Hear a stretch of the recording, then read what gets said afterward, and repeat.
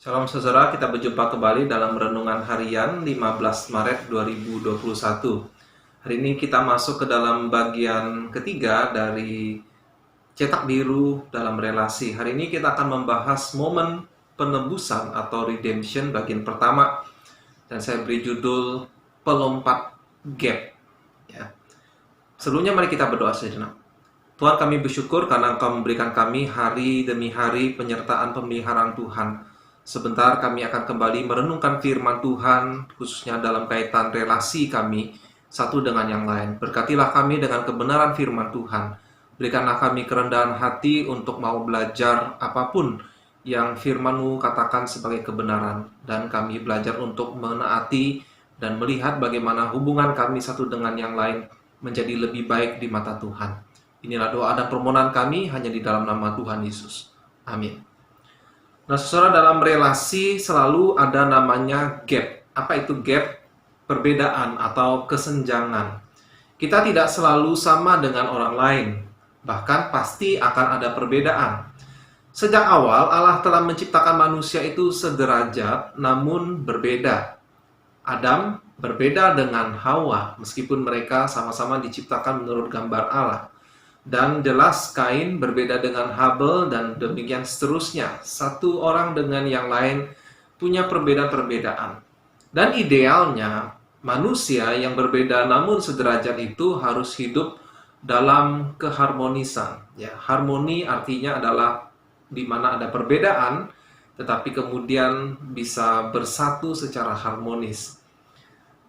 Tetapi karena kejatuhan manusia, keharmonisan yang harusnya diupaya itu semakin rusak dan semakin sukar untuk diwujudkan. Nah, kita melihat bagaimana Tuhan Yesus datang di dalam karya penebusannya, redemption yang dia lakukan, adalah untuk memutus disharmoni atau kesenjangan antar manusia. Yang pertama-tama antar manusia dengan dirinya, yaitu dengan Allah. Dan juga untuk memperdamaikan manusia yang berdosa dengan sesamanya. Jadi Yesus adalah perantara atau menjadi jembatan. Ibrani 10 ayat 19-22 memberikan gambaran mengenai hal ini. Jadi saudara-saudara, oleh darah Kristus, kita sekarang penuh keberanian dapat masuk ke dalam tempat kudus, karena Ia telah membuka jalan yang baru dan yang hidup bagi kita, melalui tabir, yaitu dirinya sendiri. Dan kita mempunyai seorang imam besar sebagai kepala rumah Allah. Karena itu marilah kita menghadap Allah dengan hati yang tulus ikhlas dan keyakinan iman yang teguh. Oleh karena hati kita telah dibersihkan dari hati nurani yang jahat, dan tubuh kita telah dibasuh dengan air yang murni. Jadi kita melihat karya penebusan Yesus memperdamaikan kita dengan Allah. Dan di sini penulis Ibrani memakai kata kita, bukan memakai kata engkau atau saya. Jadi menunjukkan sebuah komunitas yang diperdamaikan dengan Allah. Dan kalau kita diperdamaikan dengan Allah, berarti kita juga diperdamaikan dengan sesama kita, saudara-saudara seiman. Nah, saudara, di dalam hal relasi, Tuhan Yesus menunjukkan teladan terbesar. Dia yang mulia, yang suci, yang berasal dari surga, datang ke dalam dunia, menjadi sama dengan kita, untuk menunjukkan jalan agar kita bisa menyeberang ke dunianya. Artinya, Yesus melompati gap, ya, untuk melucuti dosa-dosa kita dengan kasih karunia-Nya, karena kasih-Nya. Ia memanggil kita menjadi umat-Nya, mempersatukan kita dengan dirinya, dan mempersatukan kita satu sama yang lain, seperti yang Ia harapkan dan doakan di dalam Yohanes 17. Tetapi kali ini tidak saya bacakan karena waktu dan terbatasnya kita mengupayakan renungan harian ini sesingkat mungkin. Nah, orang-orang yang diperdamaikan dengan Allah oleh iman mereka dipersatukan menjadi satu tubuh yang kita sebut dengan jemaat atau gereja. Jadi, saudara, gereja seharusnya menjadi role model bagi dunia tentang bagaimana seharusnya berelasi antara manusia dengan Allah dan antara manusia dengan sesamanya.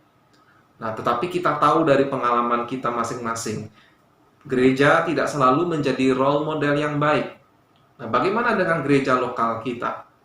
Gereja kita punya nama persekutuan di tengahnya, yaitu Gereja Persekutuan Kristen. Dalam bahasa Inggrisnya Christian Fellowship Church. Fellowship, ya, sebuah persekutuan.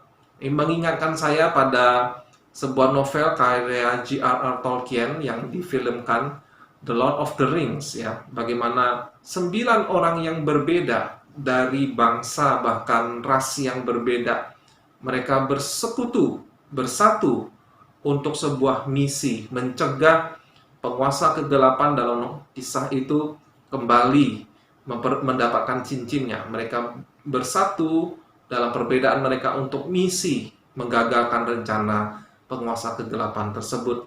Nah, jadi saudara, persekutuan kita, persekutuan Kristen ini adalah persekutuan yang serius. Bukan persekutuan orang yang sama-sama suka sepak bola atau sama-sama suka jogging. Bukan persekutuan penonton yang menonton dua kesebelasan yang bertanding. Sedikit lebih mirip kepada persekutuan para pemain yang bersatu untuk memenangkan pertandingan.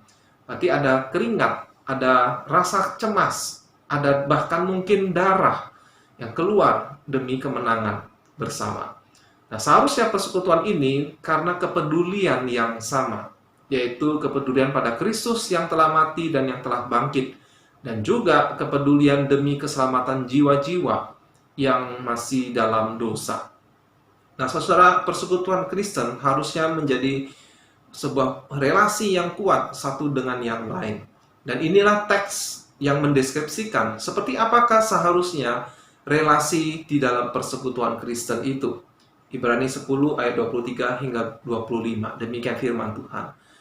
Marilah kita teguh berpegang pada pengakuan tentang pengharapan kita, sebab Dia yang menjanjikannya setia. Jadi kita melihat yang pertama, harus ada pengakuan iman dulu. Pengakuan iman yang menjadikan seseorang Kristen atau pengikut Kristus. Dan ini menjadi hal yang mendasar persekutuan Kristen. Kita lanjutkan ayat 24 dan 25. Dan marilah kita saling memperhatikan, supaya kita saling mendorong dalam kasih dan dalam pekerjaan baik. Janganlah kita menjauhkan diri dari pertemuan-pertemuan ibadah kita, seperti dibiasakan oleh beberapa orang. Tetapi marilah kita saling menasihati, dan semakin giat melakukannya menjelang hari Tuhan yang mendekat. Lalu, demikian pembacaan firman Tuhan. Perhatikan hal yang penting dari teks ini. Ayat 24, firman Tuhan tidak hanya mendorong kita untuk bertemu dalam pertemuan-pertemuan ibadah, tetapi dia memberi instruksi apa yang kita lakukan saat kita berkumpul, yaitu saling memperhatikan supaya kita saling mendorong dalam kasih dan mendorong untuk melakukan pekerjaan baik. Jadi ada kata saling memperhatikan. Artinya, saudara, kita melihat, mengamati, ya, orang-orang di dalam persekutuan tersebut, berinteraksi dengan mereka, sehingga kita bisa saling mendorong, saling menginspirasi untuk kita semakin mengasihi, dan supaya kita melakukan pekerjaan baik sesuai dengan karunia yang Tuhan berikan kepada kita. Nah, teks yang kedua, ayat pasal 3, ayat 12 hingga 13. Waspadalah hai saudara-saudara, supaya di antara kamu jangan terdapat seorang yang hatinya jahat dan yang tidak percaya oleh karena ia murtad dari Allah yang hidup. Tetapi nasihatilah seorang akan yang lain setiap hari, selama masih dapat dikatakan hari ini, supaya jangan ada di antara kamu yang menjadi tegar hatinya karena tipu daya dosa. Nah, di sini tugas persekutuan Kristen bukan hanya orang percaya itu harus orang Kristen yang kerajinannya kendor itu harus kembali ke dalam jalur yang benar. Tetapi orang lain di dalam komunitas persekutuan Kristen itu, kita harus punya cukup kedekatan, sadar tentang keadaannya, dan kita punya kebiasaan untuk bersama dengan orang itu, sehingga kita bisa langsung mengenali dan merasakan kemunduran saudara kita ini. Sehingga kita berjuang bersamanya demi dia, melawan dosa, mencegah kemurtatan, dan kita mengatakan firman Allah dan berdoa agar orang ini bisa kembali kepada semangat iman yang seharusnya sebagai orang Kristen. Nah, inilah seharusnya saudara yang menjadi fungsi relasi di dalam kekristenan. Nah, saudara, tentu kita sadar tidak mudah. Yakobus memberikan kita sebuah cetak biru penting dalam melakukan persekutuan ini, yaitu saya bacakan Yakobus 1 ayat 19 hingga 20. Hai saudara-saudara yang kukasihi, ingatlah hal ini. Setiap orang hendaklah cepat untuk mendengar, tetapi lambat untuk berkata-kata, dan juga lambat untuk marah. Sebab amarah manusia tidak mengerjakan kebenaran di hadapan Allah. Nah, seringkali persekutuan Kristen rusak karena ada kesalahpahaman, ya. Ada yang benar, ada yang salah, ada yang memberi masukan atau kritikan, ya. Nah, meskipun seringkali itu diawali dengan motivasi kasih, tetapi seringkali teguran, masukan itu bisa menjadi sumber awal dari perpecahan, ya, sakit hati, merasa dipermalukan dan lain sebagainya macamnya. Nah, di sini Yakobus memberikan sebuah prinsip yang penting atau cetak biru, yaitu sebelum menasehati, dengarkan dahulu. Dia berkata, cepatlah mendengar, lambatlah berkata, juga lambatlah untuk marah. Apa artinya? Artinya kita coba memahami dari sudut pandang lawan bicara kita. Kenapa ia berkata seperti ini atau berbuat seperti itu? Mendengar, jangan cepat-cepat menanggapi, apalagi menjadi marah. Yakobus melanjutkan agar kita membuang dosa semua yang kotor. Terimalah dengan lembut firman Tuhan. Artinya, prioritaskan apa yang baik dari Tuhan. Lakukan, dan itulah yang akan menyelamatkan jiwa kita.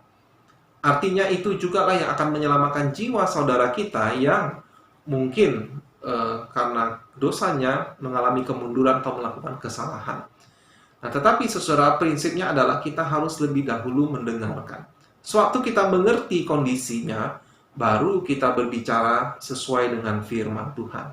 Dan hanya firman itulah yang akan menyelamatkan mereka. Nah, mendengarkan sulit kadang-kala untuk dilakukan. Nah, tetapi saudara, berikut ada 6 hal untuk mendorong kita untuk lebih banyak mendengarkan. Yang pertama, mendengarkan dengan baik itu membutuhkan kesabaran. Ya.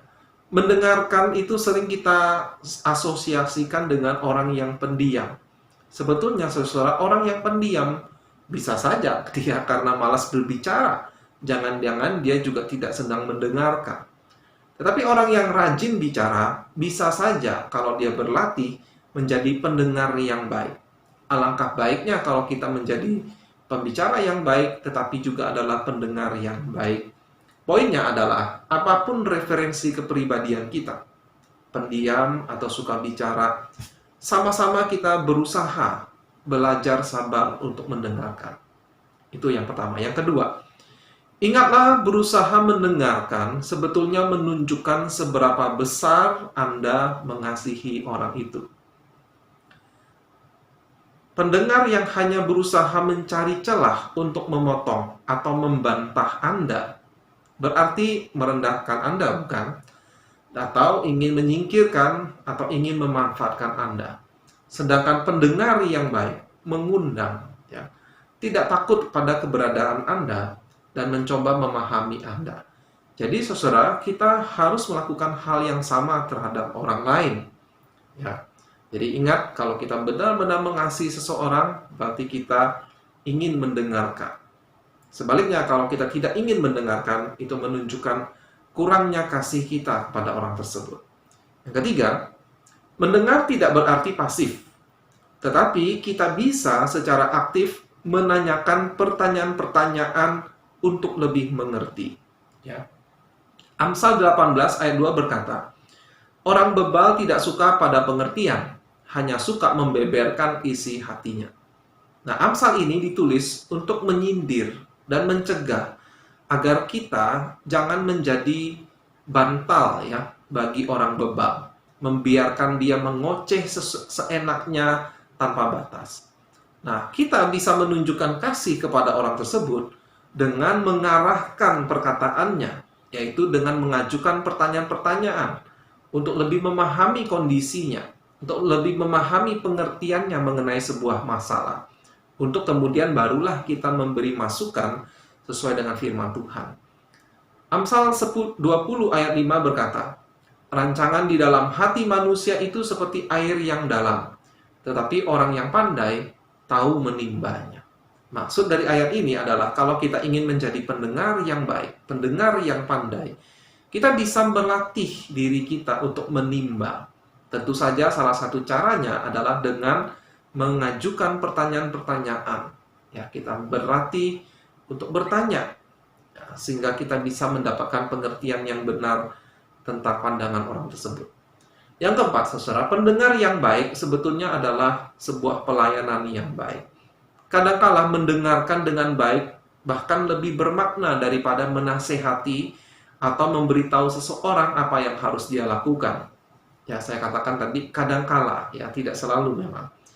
Tapi kita harus ingat, menasehati seringkali tidak berguna apabila orang yang dinasehati tidak lebih dulu merasa kita sudah mencoba mengerti dia, mendengarkan dia.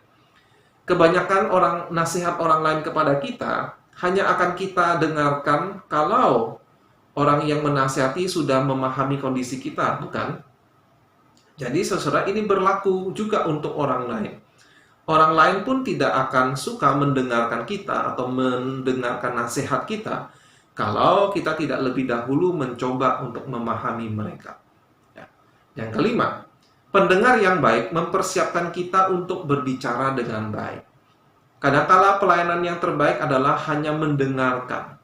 Artinya kita melayani justru dengan tidak banyak berbicara untuk waktu-waktu atau momen-momen tertentu.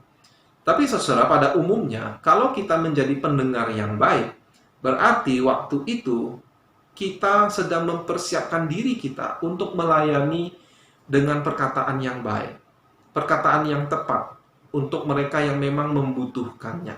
Ya, ini saya ibaratkan seperti seorang dokter waktu memeriksa tubuh kita. Dia harus mendengarkan lebih dahulu detak jantung kita, bahkan suara organ-organ tubuh kita yang lain, sebelum untuk kemudian dia memutuskan bicara apa, memutuskan menuliskan obat apa, memberi nasihat apa.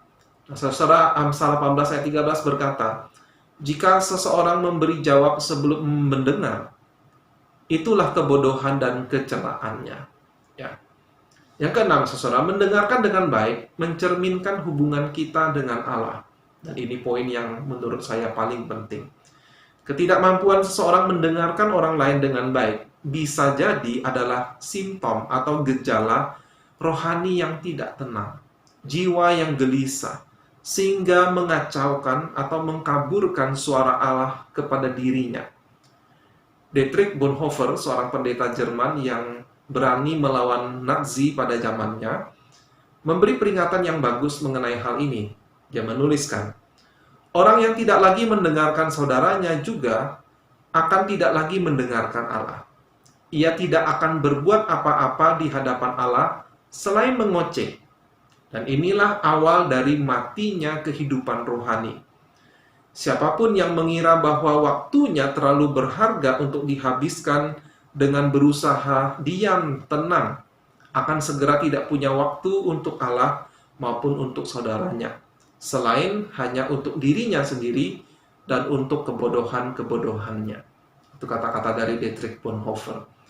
Nah, saudara-saudara, jadi mendengarkan bisa jadi menunjukkan kualitas iman kita, hubungan kita dengan Tuhan. Nah, saudara, kembali kepada teks Yakobus. Yakobus di dalam teksnya menutup dengan mengingatkan jemaat ibadah yang sejati adalah perbuatan atau pekerjaan baik, seperti mengunjungi yatim piatu, janda-janda miskin, dan lain sebagainya. Artinya, persekutuan Kristen itu harusnya juga diisi dengan pekerjaan baik. Relasi akan terpelihara apabila kita punya aktivitas yang baik, melakukan perbuatan-perbuatan baik, berbagi kasih, menyatakan kasih kepada orang lain. Nah, saudara, jadi inilah cetak biru ketiga dalam hal relasi, melompati gap. Seperti Tuhan kita yang telah menyingkirkan penyekat antara kita dengan Allah yang kudus, dengan jalan mati menggantikan kita di salib. Demikian pula hendaknya kita menjadi pelompat-pelompat gap yang diawali dengan berusaha menjadi pendengar yang baik dan disertai bersama-sama kita melakukan pekerjaan-pekerjaan baik. Niscaya relasi kita satu dengan yang lain akan erat, kokoh, dan semoga menjadi nyata di hadapan orang lain bahwa Allah sungguh-sungguh ada di tengah kita. Kiranya Tuhan menolong kita. Sampai jumpa kembali di lain kesempatan.